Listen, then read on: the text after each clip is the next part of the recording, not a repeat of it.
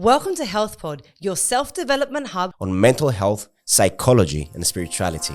I was given the space to be me, but within a box. So it was more than what society was accepting of growing up in a very small country, but it was a lot more than what most people were permitted to be within their household. Who was that person that you were speaking to? An old version of myself. It's like every day we have to restart. We have to restart who we are. I am taking their life to a next level. I'm empowering them. I'm uplifting them. I'm elevating their lives, their sex lives, their relationships to themselves, the way that the world perceives them. I realized that it was not fitness I was giving them. It was access to something way bigger than what they even understood. To be whoever the fuck we want to be.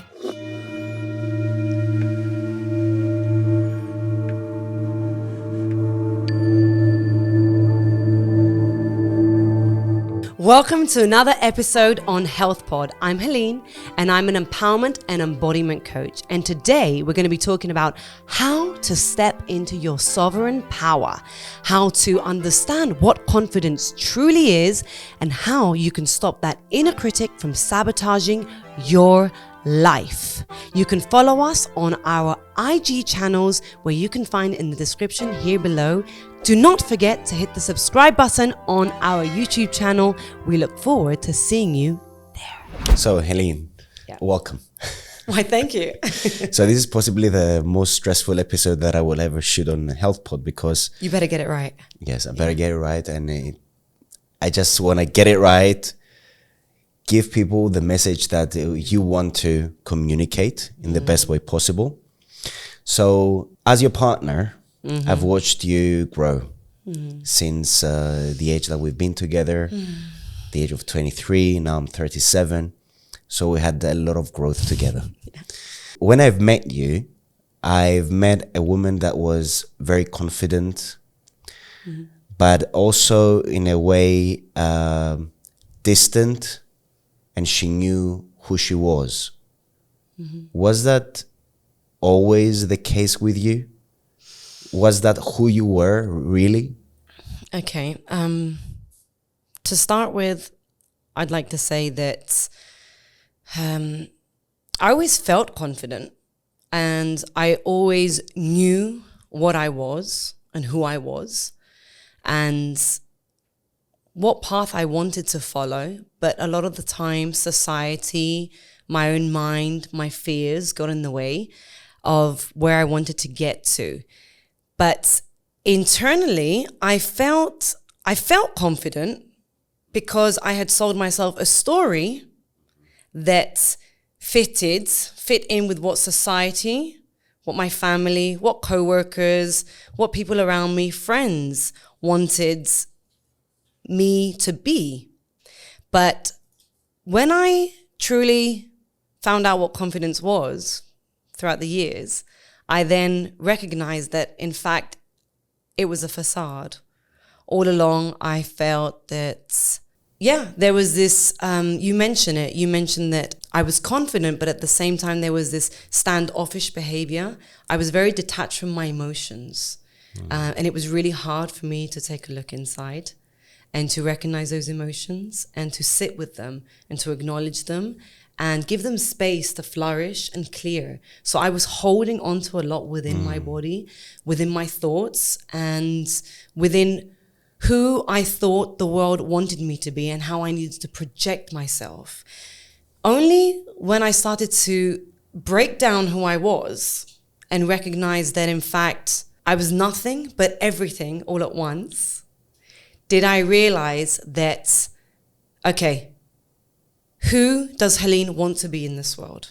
And how does she want to show up?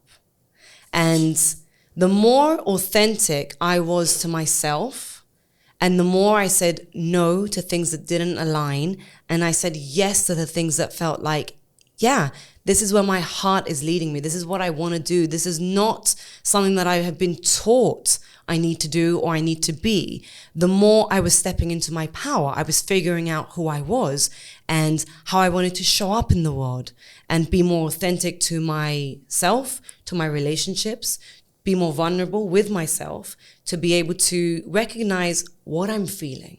Mm-hmm.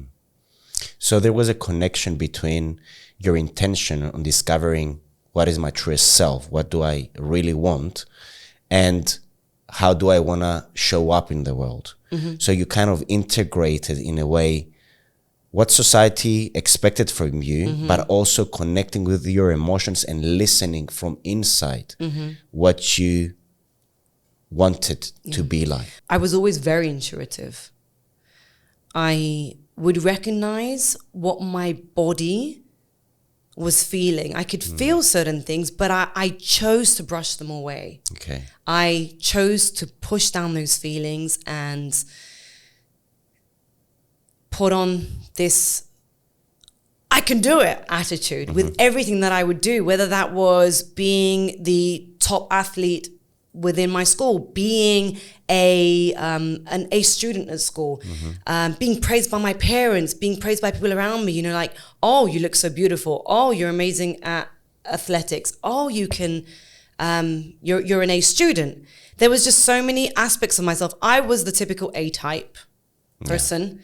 So the more I was praised by that, the more I fed into that structure and how I thought I had to show up. When I started to question mm-hmm. those aspects of myself, and I didn't receive the validation and the approval from people around me, that's when those constructs started to fall apart. Okay. So when was this transition? When did you stop receiving the validation from the external world? Yeah, when I decided that I was not going to follow the path that I went to study. Mm-hmm. And while I was doing my studies, I went through depression. So that was my first signal. I'd put on 10 kilos and I realized I'm unhappy. But in my head, going to study was the most epic times of your life. You were meant to be free, celebrating life. You're away from your parents. You get this sense of adulthood, this sense of self. But I wasn't feeling that. I was feeling the exact opposite. I was lost. I was isolated. I was questioning my decisions, and I realized that if I was to be studying this in the first year, and I had another 3 years ahead of me of doing real estate and finance that made me feel empty and not fulfilled, then would the rest of my life be that way? Mm-hmm. And was I willing to sacrifice my whole life because of a decision I made when I was 18? And very early on within my studies, I recognized that no, hell no, this isn't Hélène. So I started to question what was I studying? Why was I studying this? Who made me believe that this was the ideal? Oh. So you started finding your own internal voice, and you managed to do that by also connecting more to your emotional nature. Mm-hmm. Mm. Was there at some point in your life where this emotional nature, because you described to us an action-based person, mm-hmm.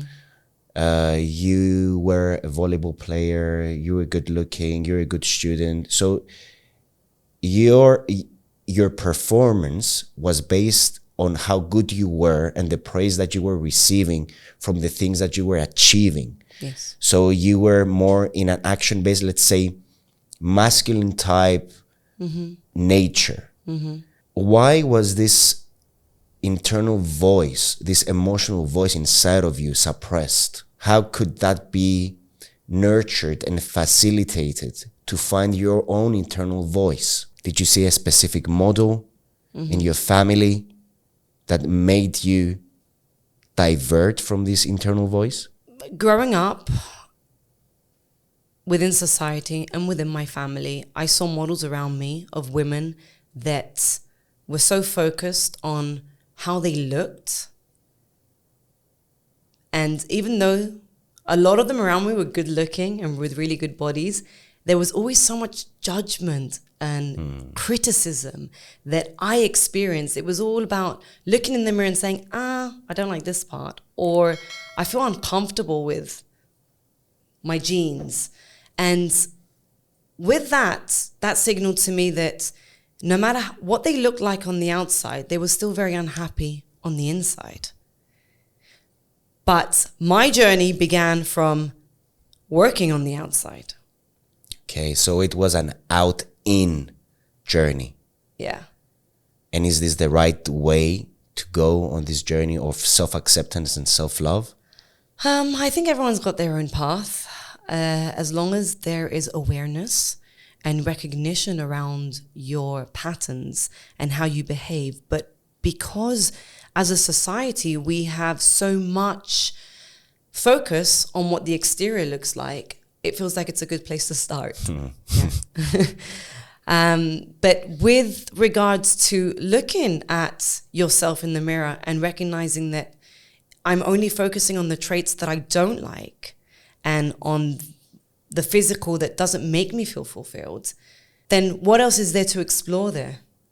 And that's where my journey of self-love and inner work started, because I could see that I was tearing myself apart, and that was a pattern that I had seen my whole life. And seeing that pattern, I recognized, whose voice is this? Whose voice is this? Is this really my own voice? Because I'm perceived as someone who's very confident, and I believe I love myself. But yet there is this very, very harsh inner critic. And with time, I recognized that that voice was disempowering me, was making me feel small, was not allowing me to step into my full power, was really holding me back from my full potential. And the more I became aware of that voice, and I gave that voice love, and I gave that voice space. I didn't do what I used to do as a child, which was like, okay, if I don't like something, just brush it to the side. Now you can get over that. That doesn't feel nice. That's not, we don't want to deal with that. Instead, I did the opposite. I sat with it. I spoke to it in a kind way. I used to call her Moni Hélène. And sitting with her and just saying, hi, what are you here to teach me? Let's have a conversation. Like, I hear you. I can see you. And with that recognition and awareness, it's almost like I gave her the permission to break down and soften. And the more I softened into that, the more I could see my emotions and what was blocking me from feeling fully confident. Not just pretending I was confident, but to actually feel embodied, to feel empowered, to feel confident, to feel more of me is how I would describe it. So how did you start hushing this inner critic? Obviously, you've mentioned that you started going into an internal dialogue with a part of you that had a negative output, a negative mindset. Who was that person that you were speaking to? An old version of myself. And that old it was also the voice of my mother. It was something that I heard over the years that made me just feel more critical of myself or where I needed to be. Although I felt very empowered and I was always given the space to be me within a society that was so limited, but that also confined me. It sounds like a paradox and it's very ironic, but I was given the space to be me, but within a box. So it was more than what society was accepting of growing up in a very small country, but it was a lot more than what most people were permitted to be within their household. a lot of people would characterize you as being snobbish or distant growing up. And I think it is important here to communicate to our viewers from where exactly does that come from? Yeah. Because, allow me to elaborate a little bit over here. Because most people might view it as, oh, she's thinks too highly of herself. She's too full of herself. What is your take on this? Boop, boop. Hey guys, thank you for watching. If you're enjoying this video, do not forget to hit the subscribe button. It would mean a lot to us. I think there are two very important points to raise here. I think that being a bitch and being a snob was my superpower. And I think that allowed me to have very clear boundaries with people. I knew who I liked and I knew who I didn't like and who I would get along with. And I made that very clear. So it took out a lot of the noise from my life. There was no questions around it. Whereas most people were trying to be liked by everyone, I was quite comfortable with being liked by the people that I felt were important to me. I didn't have this need to be loved and accepted by everyone because I already knew that I was being rejected by most people. Perhaps I was doing the rejecting. So that gave me more clarity. However, looking back at it, I know that was a defense mechanism to keep me protected and keep my emotions safe, which obviously somewhere along the line, I did not feel protected and safe and supported either within the society, within, around the people, my school. And therefore, I built this image of myself. This persona, but this persona served me so well. Because I knew where I stood. And with that, that's when a lot of people looked at me and said, she knows who she is. She looks confident. She is confident. What is it that gives her this ability to speak her mind? Why does she not give a shit what people think? It's amazing what you say because you've mentioned boundaries here. Yes. And I think this is something that a lot of people neglect in their social interactions. And at some point, you do have a dependent self. You're independent in your ways. You're safe. You feel safe, but also you understand that there's something here bothering me, or this someone I don't feel safe around. Are you talking about to open up? I'm speaking about the other people, or the younger version of yourself.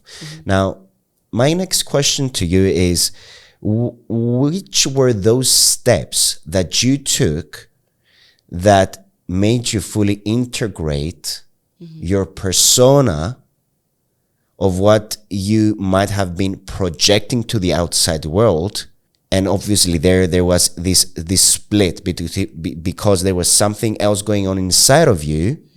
You were putting out an image of yourself that was making the inside of you feel safe. And how did you manage to merge these two into one, into becoming this solid figure that you are today? Which were the steps or the practices? With a lot of work, a lot of hard work. I think a lot of the time we look at people and we see where they're at and we think, oh, they must have always been confident and they must have always known what they wanted, and that inner power comes naturally. But in fact, that comes from a lot of discipline, a lot of introspection, sitting with yourself for hours, which is something that I experienced several times in my life.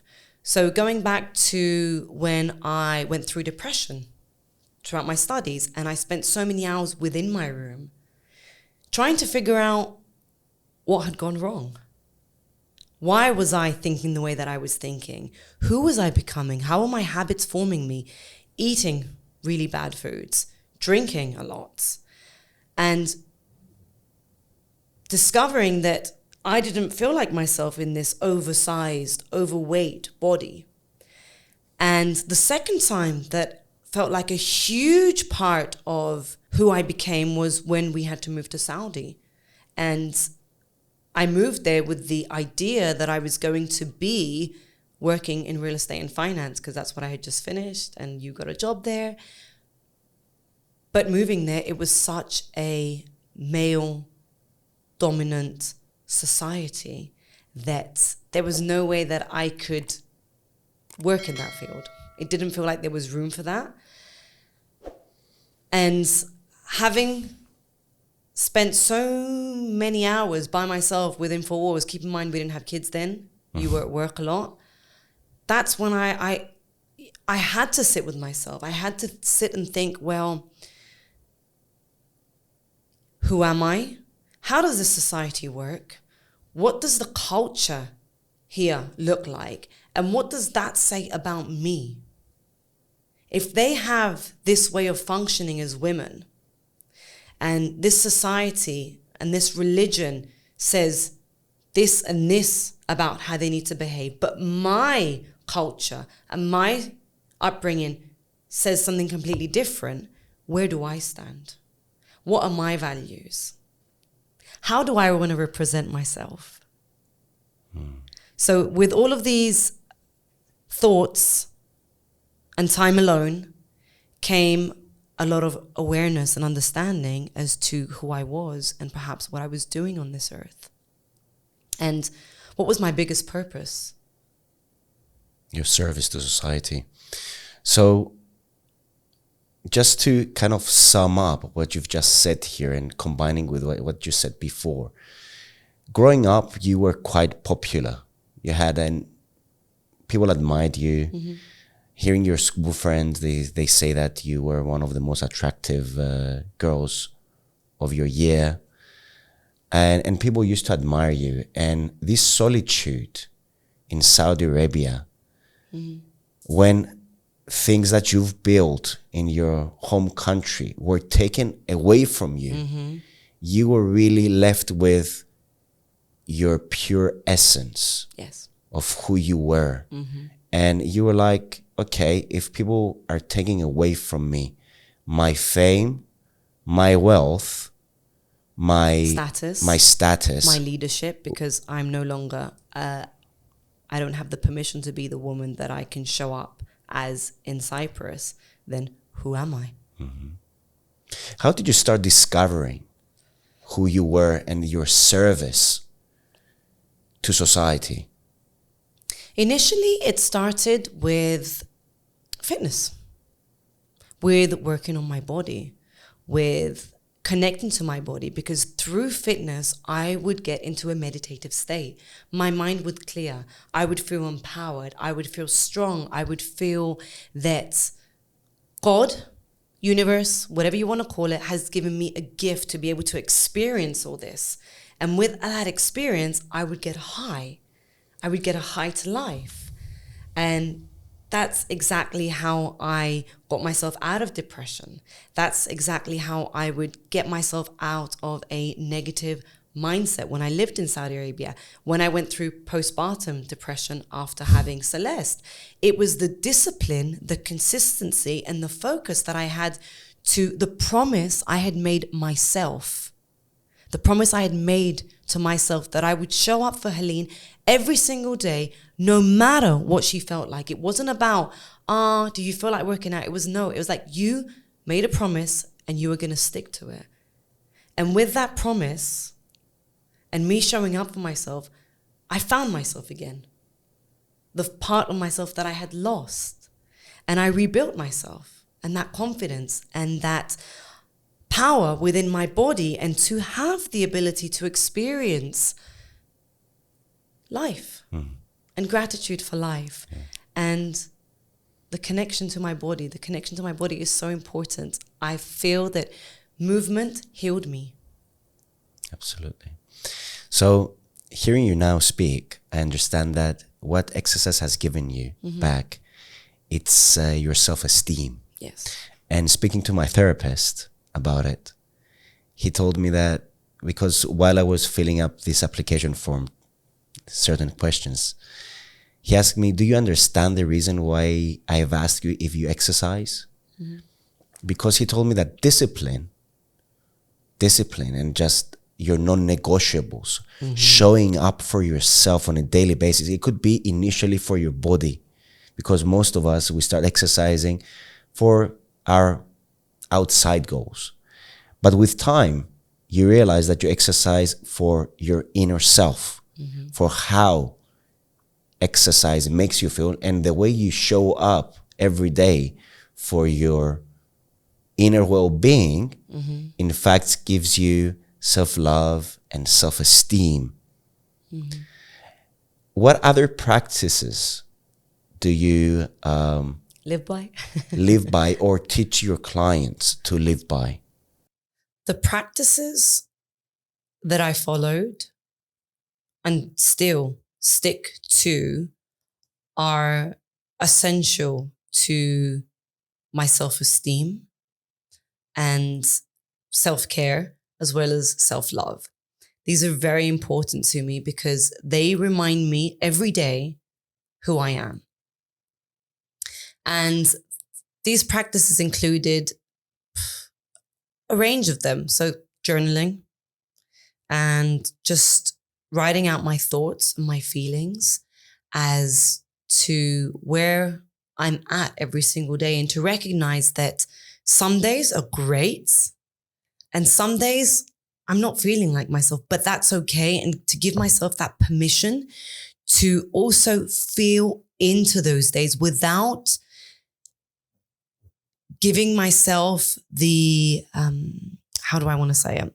Without punishing myself that I need to keep going. Because to me, it was considered a punishment if I didn't give myself rest. Rest was essential for me.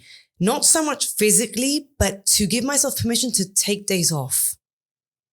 And when I would just take days off of lazing around, as we would call it, those were the days that I would have the most creative thoughts come through and be able to truly see where I'm at. Because while we're always doing things, we kind of get lost in that process.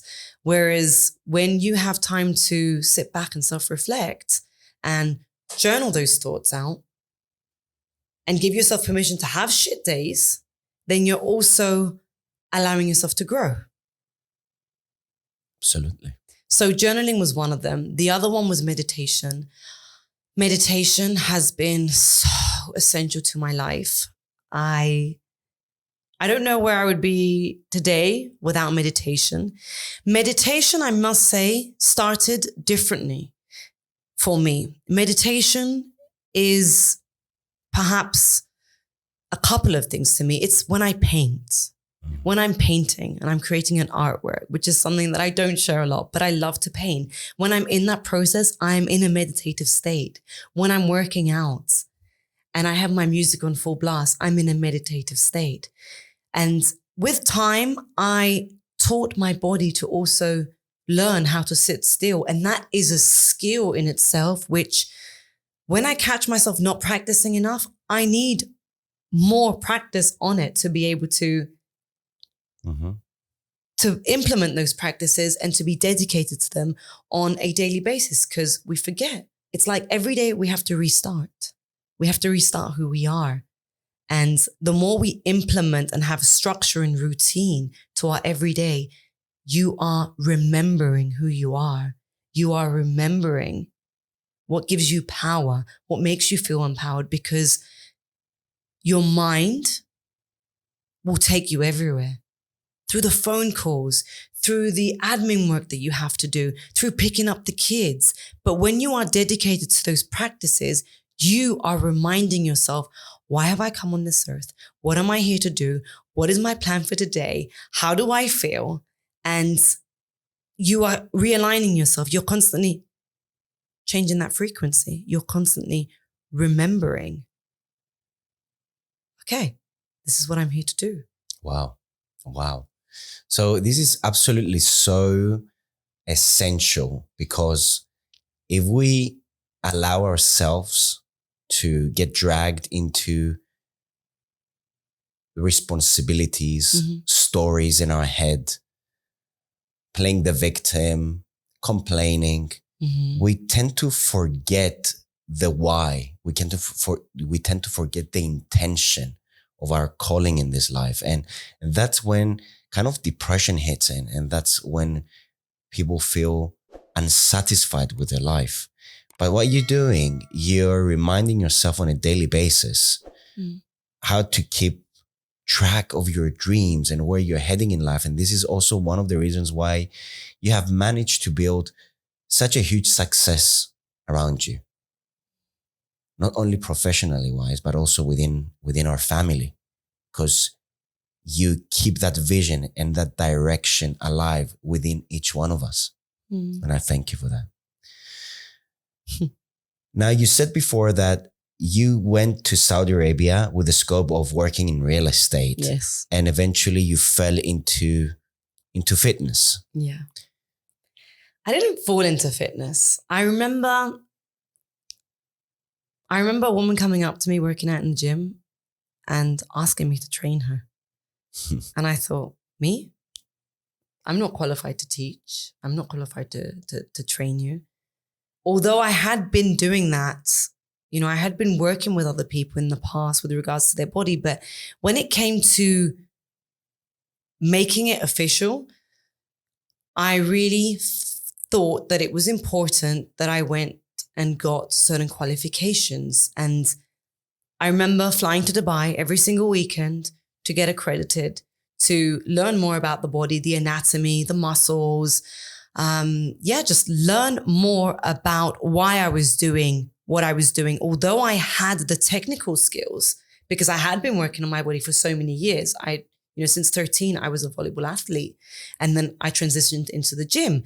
But technically, I felt that I knew what I was doing, but in terms of knowledge, I felt like I needed more of a solid foundation. So I dedicated a lot of time, energy to investing in myself and understanding more about this field, personal training. And the more I worked with women in Saudi Arabia, I realized that people needed structure and discipline. Because the level of obesity is so high worldwide, but particularly in Saudi Arabia, most women would come to me and they wanted quick fixes. When I would say, well, we have a 1-year plan and we're going to sit down, we're going to do this and this, they would lose interest. So in my mind, I thought, what's the best way to present this to them in a way that makes it seem that they can do it, that it's easy, that it's tangible, and that they can also have the same success results as other clients of mine have had, the success that I've had with my own journey with my body, being 10 kilos overweight, losing that, getting into fitness, understanding who I was, connecting to my body. So I came up with the idea of doing boot camps, 6-week fixes that combine nutrition with exercise in a setting, this is very key, in a setting that they could come out of their own shell. So I set up a space where we had loud music, lights, neon lights like these, and it felt like a disco. It felt like they were coming to have a party. So it was fun, but also really beneficial to them. And when I realized that initially they would walk in and they were just so depleted. I remember just their postures. And they would, just face the floor and walk in, and you could see that there was no life in them. But then when they would leave the session, there was this, it's like they had turned into these beautiful butterflies with confidence, with the way that they stood. And when you would see their transition from the beginning to the end of the 6 weeks, I realized that it was not fitness I was giving them. It was access to something way bigger than what they even understood. It was an inner transformation. It was understanding themselves, giving them permission to be themselves, giving them space to express themselves and to tap in to a level of confidence they had never experienced. They would finish the boot camps and they would say, my sex life has improved. They would say, I love looking at myself in the mirror. I don't even know who I am. So with the transition and the transformation of their body came so much more. And that's when I realized that, okay, these are not physical boot camps. I'm life coaching here. Thank you so much for watching this episode. If you'd like to dive deeper into your own personal development and tap into your most authentic self, you can book a one-on-one session with me. You'll be able to find the details in the description here below. I look forward to chatting with you. I am taking their life to a next level. I'm empowering them. I'm uplifting them. I'm elevating their lives, their sex lives, their relationships to themselves, the way that the world perceives them. All of that was so important to them. What dress they would wear to go to an event and how everyone would praise them and say, well, what have you done? Like, you look good, but the glow, where did you get the glow from? You know?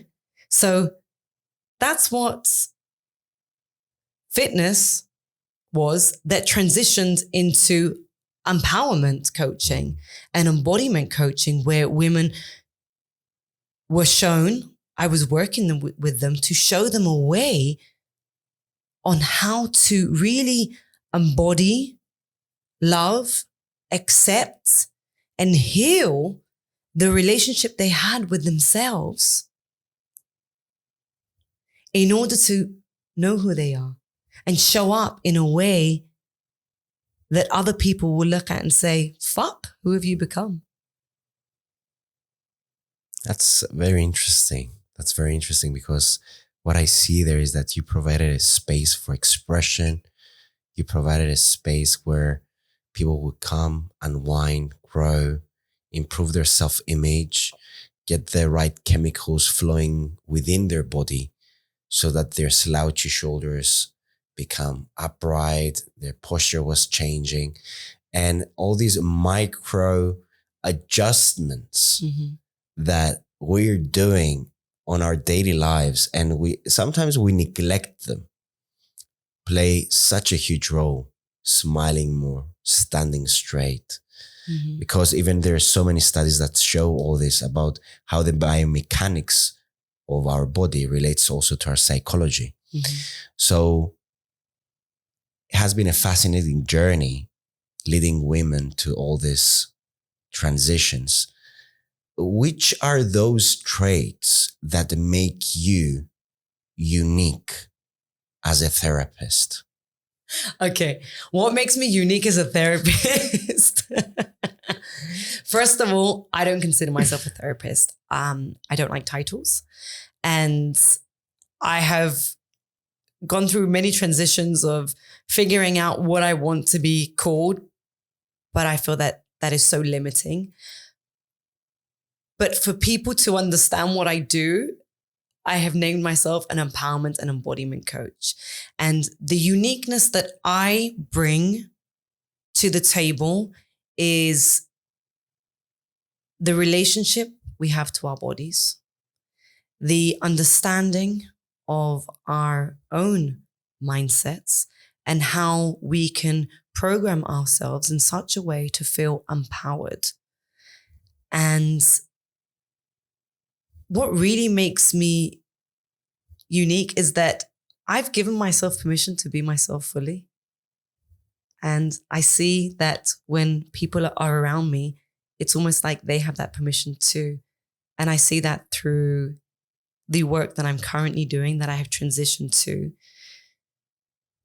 doing women's circles and women's retreats and holographic sound healing, which has all been about healing the feminine. And going back to being in Saudi, that was such a stepping stone for me to understand what women needed, not just in Saudi, but worldwide, that it was about holding space for them, giving them permission to be themselves, and how each person is at a different level. And that's not higher or lower, but there are different phases in their lives where they need a little bit of a push in this direction, a little bit of a push with their relationships, a little bit of a push and support with their careers. And with every one of those stepping stones, when I used to work in Saudi, I got the opportunity to also work with the royal family and get an insight into their world and understand what they were truly looking for and how they needed more empowerment. They needed to understand themselves on a deeper level. And the ones that were willing to put in the work and do the coaching with me were the ones that were able to have much more successful relationships, successful businesses, better sex lives. And with that process of understanding that working with women, because in Saudi, I could only work with women, I understood that while I was healing myself in this process, I was also healing the feminine. I was healing other women that were going through the same process. Because we're all walking each other home. Wow. We're on the same path. Such a beautiful statement. Mm. Such a beautiful statement. What has therapy done for you? Because for me, a good therapist is, and this is the only way for a therapist, what we call a therapist, is if they do the work on themselves. Now, I observe you, what you do on a daily basis, and I admire your dedication and discipline, something that I don't have at your level. What has therapy given you though? What has therapy given me? Everything. Everything. What do you define by everything? Yeah. What is your definition of everything? There is so much that comes with that. It's given me direction. It's given me focus. It's given me the ability to be able to look at myself clearly, look at where I'm at. It's given me the ability to be able to empower myself, but also break down myself in order to understand myself. And the more I understand myself, and I understand myself as a spiritual being having a human experience, the more aware I become of who I am and how we all function within a society. And it's given me discipline. It's given me the ability to be able to work with using my fears to my advantage. It's helped me come out of my comfort zone and to understand that the voice that is self-sabotaging can also be the voice that is your biggest cheerleader. Because there are moments in my life where I've let that voice make me feel so small and disempowered that I was thinking about doing this podcast. You know, I was wondering if I even have the voice, the knowledge to be able to,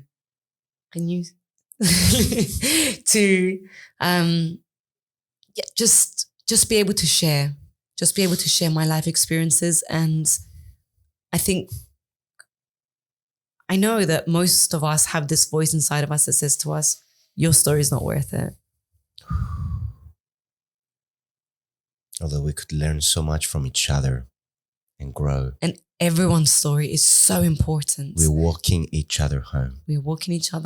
And in fact, that's exactly what it is. If we were each able to step into our most authentic selves and understand that your unique expression of who you are and what your passions are and what your heart is telling you to do, not what someone else did before you, but you follow what Stephanos wants. You follow exactly what Hélène wants, whatever that is, art, singing, holographic sound healing, that as a package makes you. And the more you follow each calling, the more you become who you are, and the more we each individually can bring our own unique expression to this world and to this global phenomenon of just being more authentic to ourselves and understanding who we are.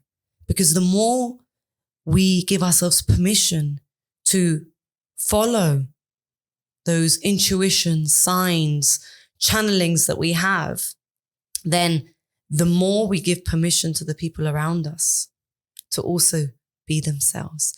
And I envision the world as a huge puzzle piece where each person is a puzzle piece. And the more we find ourselves, the more we're able to connect to each other to create this beautiful final result where we are elevating each other, we're uplifting each other, we're empowering each other to be whoever the fuck we want to be. Oh, to that. Prayer and a blessing to all the world. From your mouth to the world. You are the go-to person when people want to find their calling in life, get in touch with their internal voice, and declutter from the voices that they have accumulated from their childhood. Because this has also been your journey, and you're channeling and you're transferring your inner journey, your teachings, what you've learned about yourself, also to the outside world with a variety of techniques that you have accumulated throughout the years. Now, one last question for you.